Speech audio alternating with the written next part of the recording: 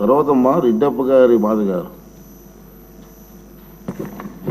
ధన్యవాదాలు అధ్యక్ష, ఈ అవకాశం ఇచ్చినందుకు. అలాగనే విప్కా ప్రత్యేక బాధ్యతలు ఇచ్చి మా మీద నమ్మకంతో విప్కా నియమించినందుకు ముఖ్యమంత్రి చంద్రబాబు నాయుడు గారికి, అలాగనే అధ్యక్షులు గారికి, అలాగనే నారా లోకేష్ గారికి ధన్యవాదాలు తెలియజేసుకుంటున్నాను. అధ్యక్ష, మహిళా సంరక్షణ కార్యదర్శులు అని చెప్పేసి గత ప్రభుత్వము సచివాలయ విధానాన్ని మొదలుపెట్టి అందులో వివిధ విభాగాలకి రిక్రూట్మెంట్ చేసుకొని వివిధ విభాగాల్లో ఉద్యోగాలు ఇచ్చి పెట్టారు. కానీ ఈ మహిళా సంరక్షణ కార్యదర్శులకి వాళ్లకు ఎవరి కింద పనిచేయాలనే విషయం మాత్రము స్పష్టంగా లేదు. వాళ్ళకి ట్రాన్స్ఫర్లు కావాలంటే పోలీస్ డిపార్ట్మెంట్ దగ్గరికి వెళ్లాల్సి వస్తుంది. వాళ్ళ మీద అడ్మినిస్ట్రేషన్ మాత్రం మున్సిపల్ డిపార్ట్మెంట్ చేస్తూ ఉంది. వాళ్ళ మీద ఎగ్జిక్యూషన్ మాత్రం ఎవరు చేస్తున్నారో తెలియని విధంగా తయారైపోయింది. వీళ్ళని చాలా డిపార్ట్మెంట్లు ఇప్పుడు మనకు సచివాలయంలో చూస్తే ఎక్కడైనా వాళ్ళకి ఇచ్చిన జాబ్ చార్ట్ ప్రకారం ఎక్కడైనా అక్రమ కట్టడాలు జరిగితే వాళ్ళు వెళ్ళి ఇన్ఫార్మ్ చేయాలని ఉంది. అలాగని అంగన్వాడీలోకి వెళ్ళిపోయేసి అంగన్వాడీలలో ప్రెగ్నెంట్ ఉమెన్ కానీ, అనిమిక్ పేషెంట్స్ కానీ, ఆఫ్టర్ డెలివరీ అయిపోయినాక లాక్టిక్ ఉమెన్స్ కానీ సంరక్షణ కూడా వీళ్ళకే అప్పచెప్పడం జరిగింది అధ్యక్ష. అలాగనే మనకు సొసైటీలో జరుగుతున్న మహిళల మీద జరుగుతున్న దౌర్జన్యాలు కానీ, వరకట్న వేధింపులు కానీ, అలాగనే పోక్సో చట్టం గురించి వాళ్ళకి అవగాహన కానీ, తప్పిపోయిన పిల్లల గురించి సమాచారాన్ని కానీ, అలాగనే వికలాంగులకు సంబంధించిన ప్రభుత్వం ఇస్తున్న పథకాల గురించి వాళ్ళకి సమాచారం ఇవ్వడం కానీ, అలాగనే బాల నేరస్తుల గురించి కూడా సరైన సమగ్ర నివేదికను అప్పచెప్పాలని చాలా రకాలుగా జాబ్ చార్ట్ని వాళ్ళకి తయారు చేసి ఇవ్వడం జరిగింది. కానీ వాస్తవంగా ఈరోజు సచివాలయంలో గమనిస్తే ఈ యొక్క మహిళా సంరక్షణ కార్యదర్శులు ఏం పని చేస్తున్నారంటే జిరాక్స్ మిషన్లో పేపర్లు పెట్టుకుంటూ తీసుకుంటూ టైంపాస్ చేస్తున్నారు. కానీ వాళ్ళకి జాబ్ ఏంటి, వాళ్ళు చేయాల్సిన పని ఏంటనేది దిశానిర్దేశం లేకుండా వాళ్ళది ఒక పోస్ట్ వేస్ట్ అయిపోయిన విధంగా తయారైపోయింది. ఇప్పుడు మంచి ప్రభుత్వం, తెలుగుదేశం ప్రభుత్వం, కూటమి ప్రభుత్వం వచ్చింది. ఈ యొక్క సచివాలయ ప్రక్షాళన అనేది చేయాల్సిన అవసరం ఎంతగానో ఉంది. వీళ్ళ డ్యూటీస్ అనేసి ఒకసారి ప్రభుత్వం ఆలోచించి వాళ్ళకి సరైన దిశానిర్దేశం ఇవ్వాల్సిన అవసరం ఉంది అధ్యక్ష. నమస్కారం అధ్యక్ష. శ్రీమతి విజయశ్రీ గారు. మినిస్టర్ గారు మీరు రిప్లై అధ్యక్ష, గౌరవ సభ్యులు రవికుమార్ గారు, చరితారెడ్డి గారు, మాధవిరెడ్డి గారు ఇచ్చిన వాళ్ళు అడిగిన క్వశ్చన్స్కి అధ్యక్ష, ఇక్కడ ఇదొక పెద్ద అంటే లాస్ట్ గవర్నమెంట్ అసలు అంటే ఇటువంటి దాన్ని ఏమంటారు యాక్ట్లను కూడా చదువుకోకుండా ఎంత గుడ్డిగా ఇటువంటి జీవోలు ఇష్యూ చేసిందని చెప్పడానికి ఇదొక తార్కాణం కింద మనం భావించవచ్చు అధ్యక్ష. ఎందుకంటే యాక్చువల్గా వీళ్ళని మహిళా లేదా గ్రామ వార్డు మహిళా సంరక్షణ కార్యదర్శుల కింద ఇందాక సభ్యులు చెప్పినట్టుగా జీవో ఎంఎస్ నెంబర్ 129 ప్రకారం 2019లో వీళ్ళు నియమించడం జరిగింది అధ్యక్ష. ఓవరాల్గా చూస్తే అధ్యక్ష వీళ్ళు 15,000 మంది రిక్రూట్మెంట్ చేస్తే అధ్యక్ష దగ్గర 13,815 మంది ఈరోజు కార్యదర్శుల కింద మహిళా సంరక్షణ కార్యదర్శుల కింద పనిచేసే పరిస్థితి ఉంది అధ్యక్ష. అందులో సుమారుగా 1,189 ఆటోమేటిక్గా ఇంకా ఖాళీలు ఉన్నాయి అధ్యక్ష.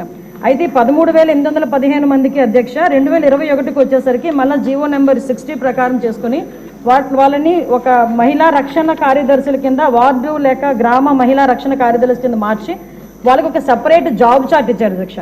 జాబ్ చార్ట్లో కూడా అధ్యక్ష చూస్తే పోలీస్ డిపార్ట్మెంట్ ఇందాక కోన రవికుమార్ గారి సభ్యులు చెప్పినట్టుగా ఒక చీఫ్ సెక్రటరీకి ఎన్ని బాధ్యతలు ఉంటాయి అన్ని బాధ్యతలు కూడా ఒక గ్రామ మహిళా సంరక్షణ కార్యదర్శికి అప్పచెప్పడం అన్నది చూస్తేనే అధ్యక్ష వీళ్ళ తాలూకు అవివేకం అన్నది లాస్ట్ గవర్నమెంట్ తాలూకు అవివేకం అన్నది చాలా క్లియర్గా అర్థమవుతుంది అధ్యక్ష.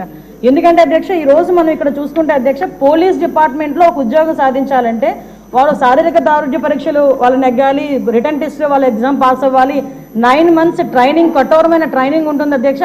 కఠోరమైన ట్రైనింగ్ తర్వాతనే ఆ పోలీస్ కానిస్టేబుల్స్ కింద వాళ్ళు అందరూ కూడా బయటకు వచ్చి పోలీస్ డిపార్ట్మెంట్ వర్క్ చేసే పరిస్థితి ఉంటుంది అధ్యక్ష. కానీ వీళ్ళని మహిళా రక్షణ కార్యదర్శి కింద ఏర్పాటు చేసిన తర్వాత కేవలం 2 వారాలు వాళ్ళకి ట్రైనింగ్ ఇచ్చి, ఒకటేమో ఒక వారం పోలీస్ డిపార్ట్మెంట్ వాళ్ళు, ఇంకొక వారం ఐసిడిఎస్ డిపార్ట్మెంట్ వాళ్ళు ట్రైనింగ్ ఇచ్చి ఓవరాల్గా చెప్పాలంటే వీళ్ళు గ్రామాల మీదకి వదిలేశారు అధ్యక్ష.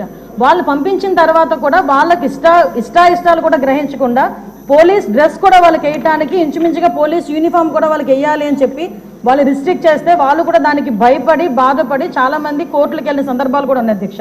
ఈరోజు కోర్టులో దగ్గర 7 రిట్ పిటిషన్లు మహిళా కార్యదర్శికి సంబంధించి ఆ పోలీస్ డ్రెస్ విషయంలోని కానీ వీళ్ళు జాబ్ చార్ట్ ఒక అవగాహన లేకుండా డబ్బులు ఇచ్చుకొని పెట్టుకున్నాడు కదా, ఆ మేధావులందరూ కలిపి ఆ మేధావులందరూ కలిపి ఆల్రెడీ 12,000 మంది వీళ్ళు పనిచేస్తున్నారు కదా, వీళ్ళని మనం పోలీసుల కింద కన్వర్ట్ చేసేస్తే వాటిని తగ్గించి వచ్చని ఒక ఉచిత సలహా పడేశారు అధ్యక్ష.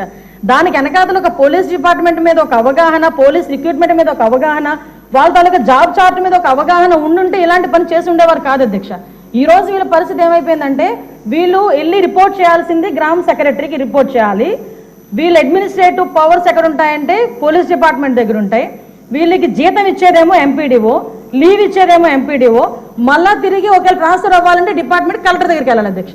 అంటే వీళ్ళకి సంబంధించి ఒక అథారిటేటివ్ ఆఫీసర్ ఒకరు కూడా లేక ఇన్ని డిపార్ట్మెంట్స్తో పోనీ పైకి వచ్చిన తర్వాత ఏదైనా పని చేద్దామంటే వీళ్ళు తాలూకా అంటే పైచ్యం ఎంత పెరిగిపోయిందంటే లాస్ట్ గవర్నమెంట్కి వీళ్ళ చేతే తక్కువ జీతాలు ఇచ్చి ఎక్కువ పని చేయించుకుందామని క్రైమ్ ఆఫ్ ఎఫెన్స్ దగ్గర కూడా కాపాడడానికి కూడా వీళ్ళు తీసుకెళ్లాలంట. నాన్ బెయిలబుల్ వారెంట్లకు సంబంధించి వీళ్ళు సపోర్ట్ చేయాలంట.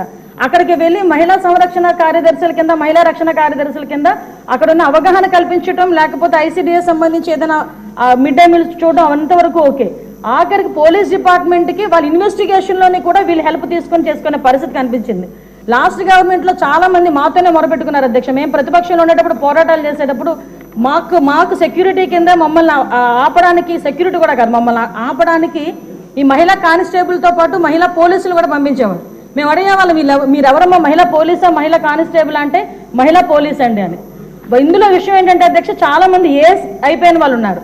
మళ్ళీ ఇంకోటి ఏంటంటే ఎంటెక్లు బీటెక్లు చేసుకుని కొంతమంది ఫ్యామిలీస్ పోలీస్ డిపార్ట్మెంట్లోకి కొంతమంది యాక్సెప్ట్ చేస్తారు, కొంతమంది యాక్సెప్ట్ చేయకపోతారు.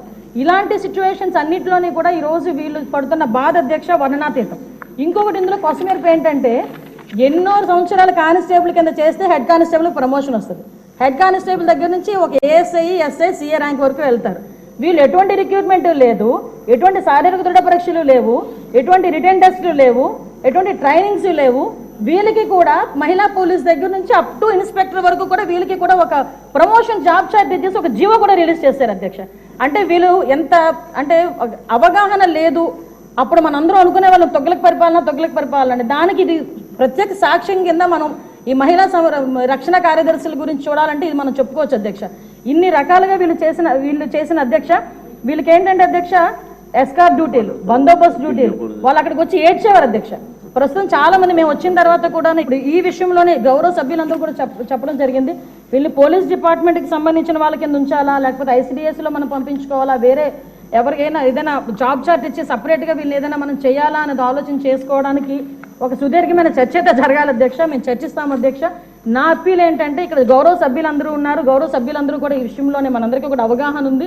ఈ గౌరవ సభ్యులందరూ కూడా ఈ విషయంలో, ఈ మహిళా కార్యదర్శుల విషయంలో మనం ఏం చేస్తే వాళ్ళ సేవలు వినియోగించుకునేటట్టుగా ఉంటుందో గౌరవ సభ్యులు ఎవరైనా లిఖితపూర్వకంగా మాకు సూచనలు సలహాలు ఇచ్చినా దాన్ని బేస్ చేసుకొని అదేవిధంగా మనం డిపార్ట్మెంట్ వాళ్ళతో కూడా చర్చించి దీని మీద నిర్ణయం తీసుకొని యాజ్ ఎర్లీ యాజ్ పాసిబుల్ మహిళా కార్యదర్శులకి వాళ్ళకి ఒక మహిళా సంరక్షణ కార్యదర్శులకి ఒక జాబ్ చార్ట్ ఇస్తామని చెప్పి సభ ద్వారా మీ ద్వారా సభకు తెలియజేసుకుంటున్నాను అధ్యక్ష.